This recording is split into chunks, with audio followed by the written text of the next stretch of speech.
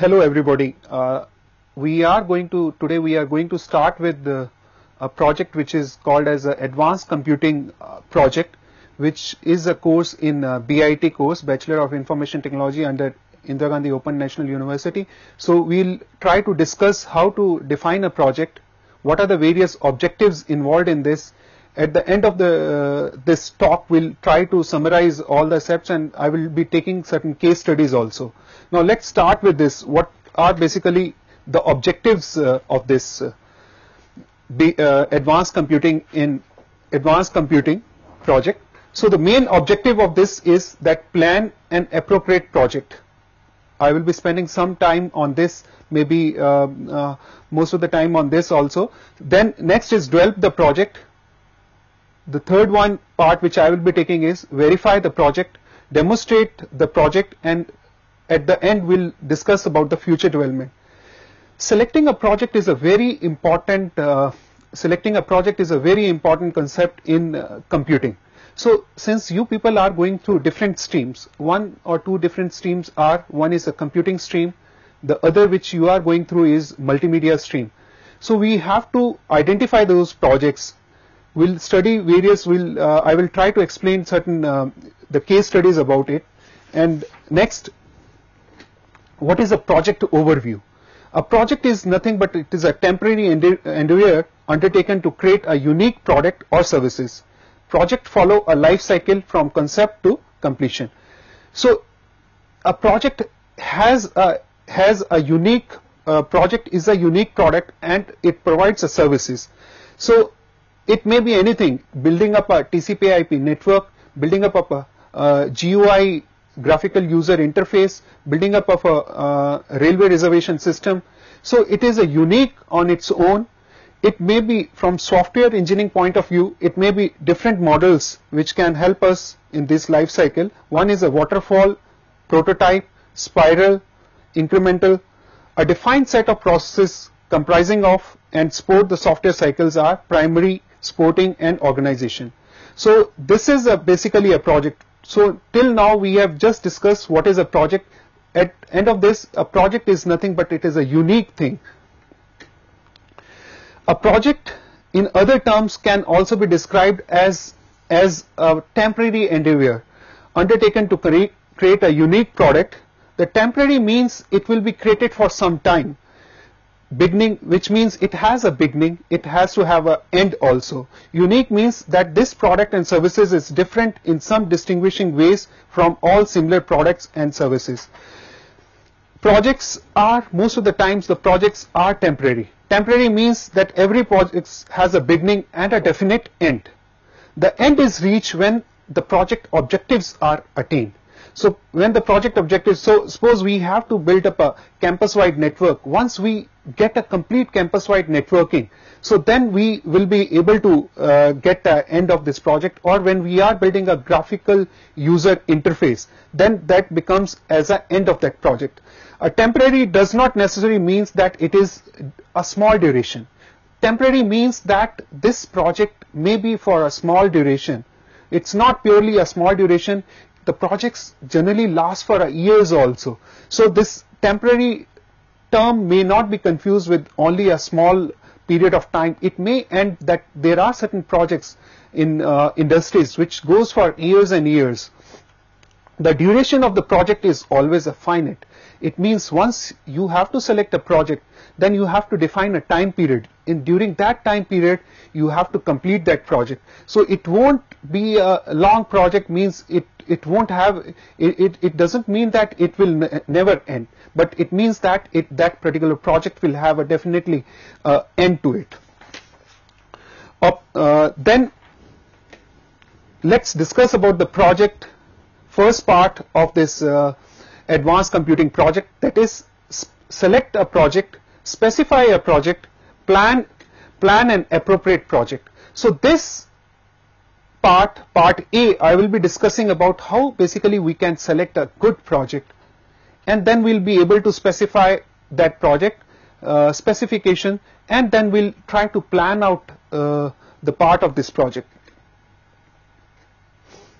Project selection. Now since you people are doing pathway is defined, that is computing pathway. So you are supposed to look for a project in this particular direction. So you have gone through a course on networking, computer networking, you have gone through a course, or you will be going through a course on multimedia and internet technology, you will be going through a course or like object orientation, you may be going through a course on system analysis and design. So you people have to define a way in which area you will be working. It's not that a person who is an engineering guy, he will be doing some project which may be related to a business. So it means that you have to specify a path in which you are going to take a project. Project selection. So project selection, under the project selection, the first part is review the area undertaken by the computing path. So it means you have to decide which area you are going to choose. So once you have defined the area, then select the area of interest. You may be interested in doing something on virtual reality, which is an upcoming field. So select an area, do a literature survey in that. So spend some time in doing a literature survey in that time. Then you select, you may be interested in another field like networking. Select a topic. You may be interested in doing something in TCP/IP, or you may be interested in doing something in ISDN, or you may be interested in doing something in gigabit, Ethernet and all that. So what you have to do is you have to specify in which area you want to do a project. Once you have selected that area, start doing a literature survey. So for literature survey, there are a couple of journals available, there are a couple of magazines available, there are a couple of books available in that particular area. So identify those books, identify those journals, and start looking for a project in that problem, in that particular area. Then you have to identify a time scale. Whatever project you may be looking at, for each of the project you have to specify a time scale. Since you have been given a 3 months or a 6 months, so you have to think a way that this project gets completed in just 3 months or 6 months. It should not happen that you have identified a problem which may take probably a year or 2 years. So it's of no use. So see to it that you stick on time scale, and identification of a problem is a major thing. So once the problem has been identified, identifying the time scale during what time you will be able to complete, that will help you out, and your project leader, the project manager, who will then recommend, yes, it's okay. Like most of the time, if you see at this slide, most of the time is spent in designing, analysis, requirements, model coding, model testing, integration. And most of the part is also depend in a life cycle of a particular project. It is spent in maintenance also. Once the project has been defined, so most of the time is 67%. If you see from this particular slide, 67% is spent in testing. So, and there are a couple of time spent in designing, coding, integration, requirement, and analysis. So this is basically a simple software life cycle which indicates how much time basically the percentage cost is involved and the time is involved in development of the software.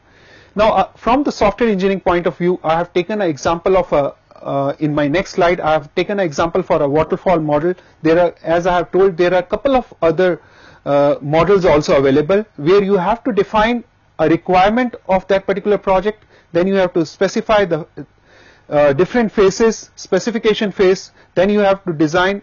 You have to look for a design phase. Then you have to look for a implementation phase. Then you have to look for an integration phase. Then the operation. So this is a simple example from a software engineering point of view of waterfall, a known model where you have first to look for a requirement phase. Next, once the problem has been identified,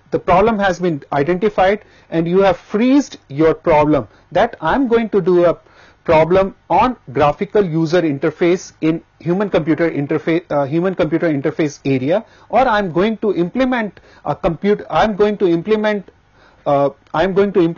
campus-wide network under the network stream, or I'm going to implement a walkthrough under a stream of multimedia. So once this problem has been phrased out, that you have selected that yes, I'm going to work in this particular area and on this particular problem. Then next thing is, for that particular project you have to lay down what are the specification. I will just refer to a specification is nothing but a technical specification. If you look for a computer technical specification will be what type of processor you have, what type of monitor you are using, what type of a keyboard you are using, what type of a mouse you are using, how much memory it will have, how much hard disk it will have. So this is nothing but a technical specification of a personal computer, which indicates how much memory will be your basic RAM memory, how much memory will be in GB will be your hard disk. So these are nothing but a technical specification of a personal computer. So same way you have to identify the project specification. Identify the structure, just refer this slide. Identify the structure and develop a user specification relevant to the project only. Please concentrate only on the structure and development of the user specification. So whatever is user looking from that particular project, you have to identify that. Then you have to lay down a detailed technical specification. Detailed technical specification means what all hardware you will be requiring, what all software you will be requiring, what type of platform you will be looking at. Once you analyze all these things, lay down on a piece of paper, yes, I'm going to use this operating system. The operating system may be a Linux operating system, maybe a Windows NT operating system, maybe anything Solaris, so or a IRIX. So identify all the technical specification and lay down on the paper. So once this has been laid down, the technical specification for your project has been laid down, the next task is to present this technical specification to your project guide or the manager under whom you are going to implement this project. So for that you may have a simulated work environment or a sufficient information for the viability of the project. So this project specification end result will be, yes, your project guide or your professor should able to say, yes, this project is a viable project, and yes, you can go ahead with this project. Once this thing has been cleared in a project selection where you have identified your problem, here you have given the technical specification and you have given a presentation to whom you have given the presentation? You have given a presentation to your guide. So who will be guiding you? So once this is okay with you, it means that whatever problem you have selected, maybe a campus-wide networking or graphical user interface implementation or a building up of a walkthrough. So it means your technical specifications are clear and they have been dotted out on the paper.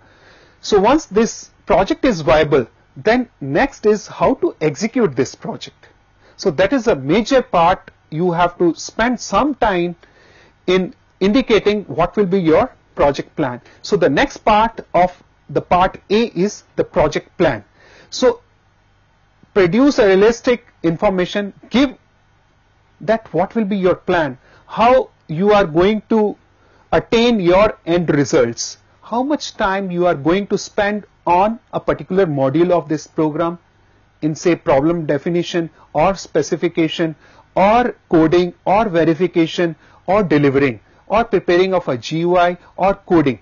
So lay down the time, the plan, how you are going to act. So there are readily available tools which one can use and give the path, what projects you, what particular part you are going to do. So you can prepare a bar chart, a simple chart, a plain chart, Gantt chart, where you can identify, yes, within three weeks I will be able to complete this part of the project. After 2 weeks, another added to that 3 weeks, 2 weeks more, I will be able to give you this. After another 5 weeks, I will be able to give this thing. So within say 10 weeks or within the 15 weeks, you will be able to give these as milestone. So here in the planning of this project, definition of this milestone is very important. So what you are going to attain after each and every step of the project has to be laid down. So once this part is over, that yes, you have identified how much time you are going to spend on what particular thing, part of project, then the things are clear. So for example, you are building up a GUI, graphical user interface, under HCI, then you have to identify how many screen you are going to show to your project guide within 3 weeks. Then once you have shown your graphical screen, then what type of interface, maybe a joystick interface, maybe a mic interface, what type of interface, how much time you are going to use for that. So once these interface part is over, so it means your plan are crystal clear and they have been laid down on the paper that I am going to this. So for example, I have a slide with me, I will just show you that a task is approximately 1 week for a work for a 1 person. Thus for 5-person team, it is how much time? 14 weeks. There should be about 70 tasks for the entire project. So who is assigned each task? Estimate the duration of time, slack time, then estimate the complete duration, identify the critical and most critical path of this. So these, from point of view of operational research, PERT and CPM plays a very important role in planning a project. So if you are, so for example, you are building a building, so in that, how much time it will take to build up a first floor, second floor and a third floor. Same way, from software engineering point of view, we have to identify what are the most critical path available and how much time our project plan will take. So this PERT and CPM plays a very important role in this. Just look at this slide. This shows that there are several activities starting from A to G, and with each of the activity is depending upon the previous activity, and here we have given the days associated with this. So we estimate that the critical part is, the critical activity is the dotted line and the completed activity is these shaded line. So these basically gives us a path from going from A to B, it may take 6 days. From going from B to E, it takes 3 days. From going from E to H, it takes 4 days. And from H to J, it takes 3 days. So in nutshell, here, planning of a project can be helped, and one can take help from CPM and PERT like software. Then there are software available from the different companies, standard software, which will help you out in deciding about this. Then the next slide here shows that obtaining the resources. This is commonly concerned with acquiring the resources needed to complete the project. This is very important. So what are the resources you are going to use in your project? What type of special hardware you will be requiring? What type of special software you will be looking at? Will you be requiring any hardware? Say I am making a virtual reality tool. Yes, you will be requiring certain input-output devices in a VR environment. Let's discuss and spend 2-3 minutes on that. So for a virtual reality environment, you will be requiring a head-mount display which you will be installing. Then you will be requiring a gloves which you have to wear here. Then you will be requiring your trackers. So all these things have to be predefined in the project plan itself. So, and the other thing which you have to define is that here is what type of softwares you will be, as I have discussed earlier also, that what operating system you will be requiring. Will you be requiring a special type of a library for your project? Yes, then you have to list out in your project plan. So if you will be requiring a special type of a library, say I require a Java RMI, I require a Corba, I may require Java Beans, I may be requiring certain COM, DCOM things. So if I have a distributed like environment, then I may be requiring all these tools. So depending upon that, identify all these things in a project plan itself.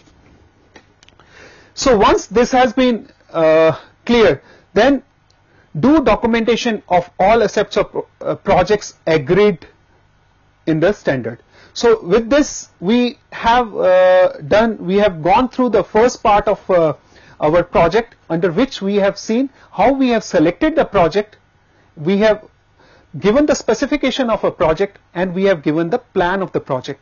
So once this part is over, which indicates that my problem is clear. I am clear about my project which I am going to attempt. I am clear about my plans, how much time I am going to take for each of the activity. I am clear about my specification. So this will, most of your major part of the project is over once this project definition is clear. Now the next part of the project under advanced computing project, that I call it as a part B, is the next slide you see, develop the project to an agreed specification.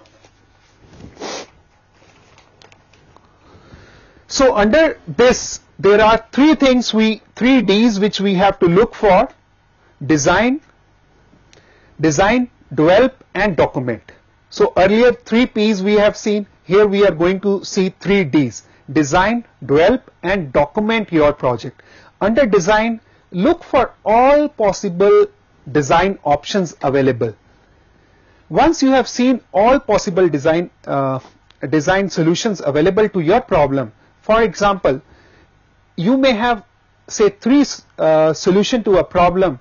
So out of those 3 problem solution, you select one of these, evaluate all these solution, depending upon how much time you are going to spend, the hardware you require, the software and all that. Select the most viable, just refer to this slide, select the third point in my slide, select the most viable most viable solution out of it. Once, if you have chosen a wrong design, whole concept of the project will fail.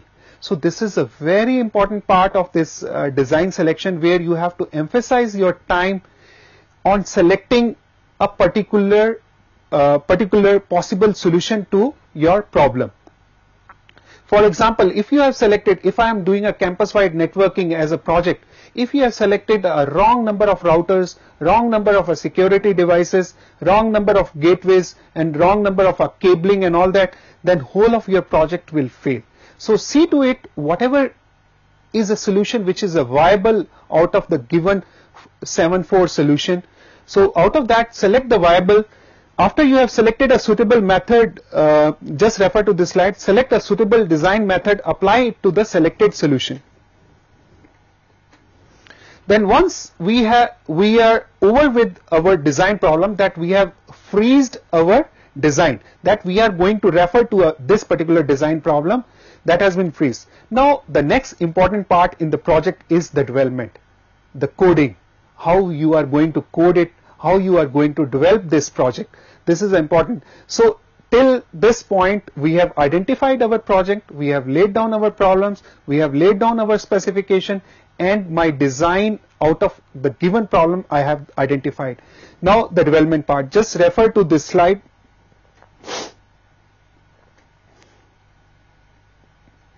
Review the select and use the suitable software and hardware for the system to implement the project. So once you have, what type of, suppose you are interested in using a IRIX operating system, but the IRIX operating system is only available on SGI machine. So again your problem, there will be a problem. Select a operating system, Windows NT. Suppose you don't have a Windows NT platform, then select Windows 95. If you are interested in selecting, you are interested in doing some project implementation in Visual Basic, then VB should be available to you. So you have to select a particular software which you will be using for developing your project. Then select the hardware. As I have earlier indicated, identify what all hardware devices you will be looking at. Suppose you have selected a system and you have started working on a system which has a very low memory. So this low memory system won't work. You have lot many files, you are building a GUI application under HCI. So that particular system will fail. So identify the optimal hardware required for implementing this project. So you have to take a hardware, a PC which will have a more RAM, more processing power, if you are doing something application related to GUI application, that is graphical user interface. Then start implementing the project. Code the project. Start implementing the project. Write down the program. Write down code. Start compiling. analyzing, you may use certain tools like ER diagram or DFD to do before doing this coding. You can start doing, and once you have done the ER modeling and a DFD modeling, directly you can start doing the coding of it. Then once you have started coding the system, then the next important thing under this, what you have to do for a project is start monitoring the project. It may happen that you may land to a particular problem. So suppose there are problems, try to rectify those problems here. Otherwise you may have at the end of the project you will have different problems which will be coming. So if you find out certain problem, at each of the step try to rectify those problems. So you have to monitor. Monitor means try to see that what is my end objective and what are my objectives in between. So all those objectives for each of the modules, which are nothing but your milestones, which I have talked in the project plan. Try to check all your milestones in your individual part. Milestone means you are going to check each of the modules, check all those modules and monitor it out. So once just have a look at this, take a appropriate action if your plan fails. Suppose you are going to compile suppose you are compiling a program and it is not being compiled under a particular environment, then please change your operating system. Or if you are not able to do a project in C++, then change a platform. Yes, I can do in say Java, I may be doing using other language. So select, if you see to it that your project at the development stage is failing, so try and don't get disheartened here. Please try to monitor and try to correct here and take an appropriate action so that your project can be again you can start off with your project in this. So once your project fails, try to take a corrective decision here in this. Then here we have seen in the part B, we have seen once the complete development is done, the one point which I have left out is the documentation. Don't forget to document whole of your coding. Prepare a nice coding with comments at each of line, not each but at least at the module. At each of the module try to put the comments. So once you are putting those comments, even if at the time of end of the program, you may at the end of the project you may not remember that what this particular module was doing.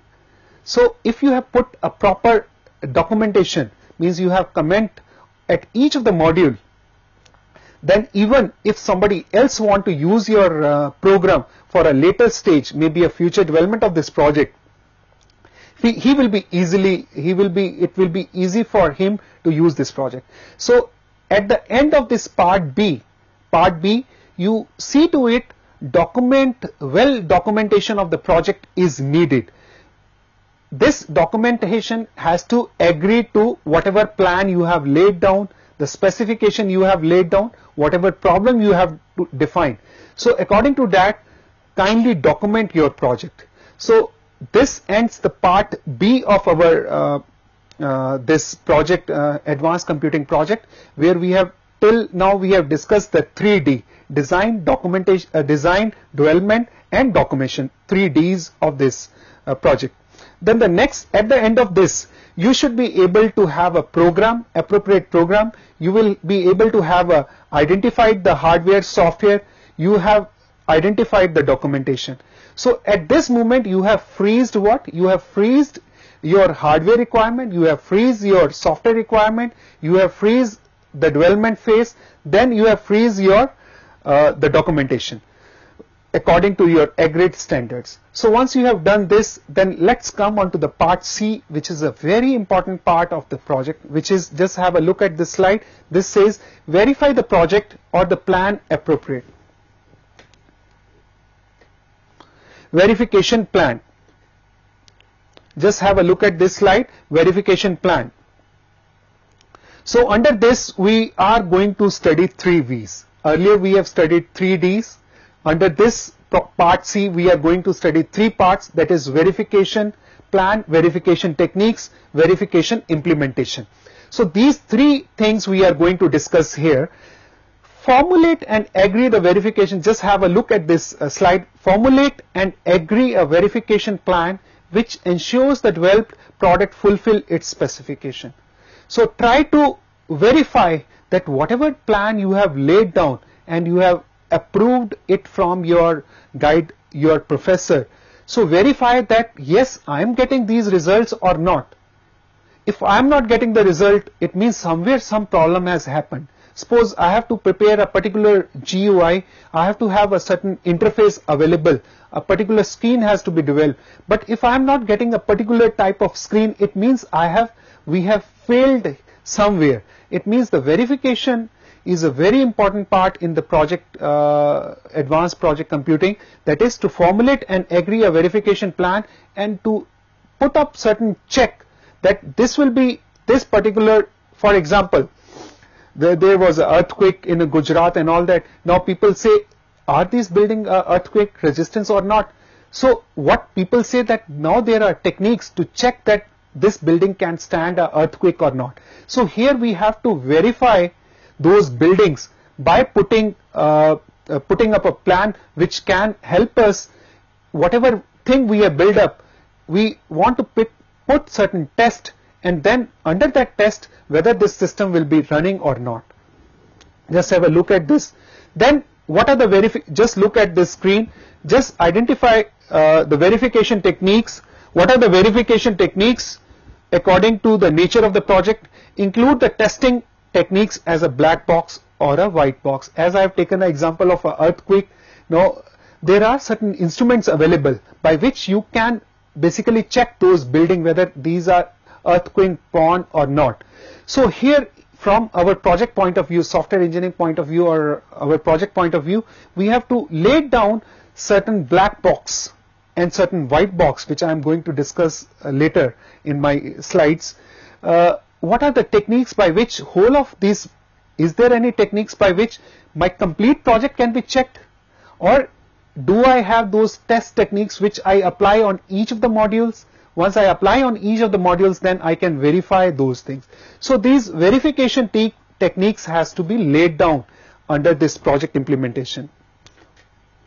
So this verification and validation, just have a look at this slide, that if we have laid down the formal specification, then this software implementation will check this whether we are meeting this verification or not. We are completely checking this. So verification is implementation consistent with the requirement specification. Validation is, does the system meet the customer or user need? So whatever we have laid down, is this my software project, what I'm going to design, or what project I'm going to take, is it going to meet my requirement? If yes, then it's okay. Otherwise, I made down certain test points and check this. So from software testing point of view, you can lay down certain points by which you can check. So there are certain levels of testing which you can do. You can do just have a look at this slide. You can do a unit testing, testing of a code, integrating testing, then system testing. So unit by unit, you can just have a look at this. Unit by unit, you can check the module or integrate the testing or system testing. So it means either you can completely check your system, either you can integrate your testing technique, or either you can do a testing at a different subprogram or a module wise. So at the end of this part B, we see what are the fundamental question or the testing question we have. What should we test? Is the test correct? How much is enough? Is our testing effective? So once we are able to answer these questions, our verification techniques and verification implementation in the project will be wonderful.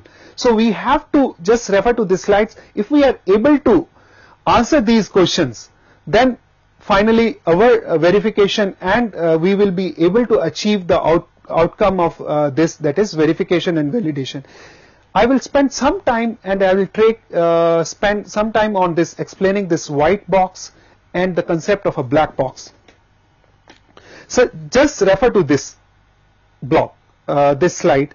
We have a black box testing. So here is our the square which we have where I am giving a selected inputs and then I have a resultant outputs, and I check that whether this desired output is meeting my selected inputs or not. So this type of testing technique under the software is called as a black box testing. The other technique which we have, just refer to this slide, other technique which we have here is the white box testing technique. Under this, that just see the difference. If you see this below box, the below box has what? This below box has the module, the data flow diagram, the flow chart. It means we are in this, the white box, what we are checking is, we are checking the individual module. We are not checking the complete box. Black box means I don't know what is inside, but I know what are the interfaces involved in this. So here we have emphasized that what are the white box. In white box, we are going to check the internal behavior of the system. The internal means from our sake, the project point of view, we are going to, in white box, we are going to spend some time in checking each and every module. So that is from the data verification. So once we have done this white box, we have identified this white box and black box testing. The next part in this, the part B, is the verification implementation. Just refer to this slide. Implement and document the agreed verification plan. So now lay down what verification plan you want to have on your project. So once this has been laid down on the paper, then the second part is over. That the third part is over. That is, you have laid down what are the testing techniques you are going to use for the object. So just for example, most of you are using a laser printer at your places. Now once you are using a laser printer and sometimes the paper gets stuck, now what is the technique by which you can identify that yes, there is a problem? Then in that you see a LED glows. That LED is a red LED and the green LED is what? The green LED is a ready LED. So here in this laser printer we have laid down a checkpoint, a testing point, that once a red LED glows, that it means that there is some paper has struck, or there is a paper jam, or there is there may be not enough toner in your laser printer. So it may happen in some of the cars also. Then some system goes failure and all that, then you have a red LED glowing there, which identifies that yes, there is a fault in this particular. So in a project, at end of this part C, I would just like to end this part C by indicating that till now you have to identify what are the verification, because without verification and without defining those test point, you cannot really complete, because there has to be via media by which your project guide can check your code and check that yes, these were the agreed points on which you were working and you have sincerely done those things. If they are not meeting those verification plan, it means there is some problem in it. So we need to rectify that problem. So end of this, we have part D, which is very important. So till now we have discussed part A, B, C, that is 3 P's. We have discussed 3 D's, design, documentation, and design, development and documentation. We have discussed 3 V's, that is verification of the plan, then verification technique, then verification implementation. So till now we have discussed these 3 parts, important part in this. You can have a standard techniques also which are available for verification of your project. So these are the tools which are available, which you can download from the net and can use for your project also. Now let's discuss the last part of our project, advanced computing project, that is just have a look at this slide, that is demonstrate and critically evaluate the project. So you demonstrate and critically evaluate the project. So that is the last part in the project part. Once you have verified and you are happy with your results, and your boss, your project guide, your professor is happy that whatever has been implemented is perfectly okay. Just have a look at this slide, that is demonstration vary according to the project. Demo should be well organized and structured and delivered. Means when you are going to give a demo, please keep in mind that the demo should be well structured and well organized. It's not that at the end of the project, to your project guide, you give a sir, please see, this is only a exe file, or only this, it gives only this GUI, graphical user interface, or this is a complete project implementation which I have done, and the packets will go from one end to another under a campus-wide networking scheme, which project you may have implemented. Or sir, this is a walkthrough of a temple which I have prepared. So please see to it, organize your demonstration, organize your demo in steps and structure. Please plan, lay down on a paper what all things you want to give your demo. It's wonderful that you prepare before giving a demo, you prepare what all steps you are going to show your project guide in a PowerPoint slides, what all steps you have given and taken for implementing this project. So once these things have been laid down, then start giving your projects in a structured manner, what should come after what, so that your project guide or your professor should able to appreciate, yes, this was the project which I have given and these are the steps. It should not happen that you give a demo that some picture is coming in a GUI and there is a face, another face attached to another face attached to it, another temple is coming, or another person is coming in a walkthrough, a virtual walkthrough. So it should not happen that few slides come and you show that. Try to give a real demo and structure it out, lay down what points you want to give and show to your guide. So once you have structured it out, try to deliver it and show to, just have a look at the next slide. Select the audience to whom you are going, just have a look at this slide. Select the audience to whom you are going to give, this demo. It should not happen that your demo should be shown to a group which does not understand the project itself. They will say, oh, this man has just prepared few images, he might have downloaded few images from the net and he is trying to play around with these images. Try to select a group which is knowing about this project.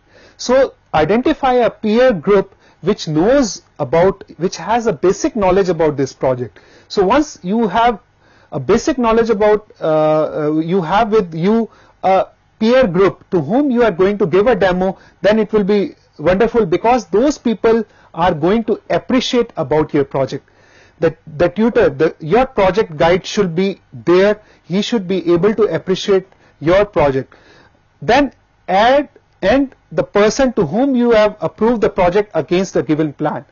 So suppose a Professor X has approved your plan, then please see to it he is there in the audience to whom you are giving your demo. It should not happen that, yes, I have prepared a project and the person who has selected the project or who has agreed upon the specification is not in that particular group. See to it that he is available there.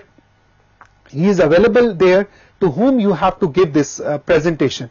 So once the audience are fixed, so it's always, I always emphasize that once you are giving your demo, the project demo, see to it that other people who are making the other projects also have a look at your project. So it means it should be a group of 15 people, 20 people with the professor sitting around, and the professor will be trying to evaluate your project. The group to whom you are giving your demo, the audience, can ask certain questions. Then only the things will be clear. So see to it that once you have finalized your project and the demo is ready, see to it that the audience are also available by which they can probably see this project. Then the next part is just refer to this slide. The next part is document according to the specific project. So documentation plays a very important role. You have completed your project, you have given a demo to your peer group, you have given a demo to your project guide, you have given your demo to the different professors.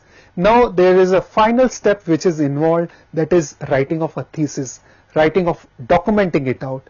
So there are standard steps involved in writing out this project or documenting out this project. So always see to it, on the first chapter you have an abstract, then you have the introduction of all the chapters in the first thing, then identify whatever problem you have identified should be reflected in your abstract, and then the different chapters with how you have proceeded.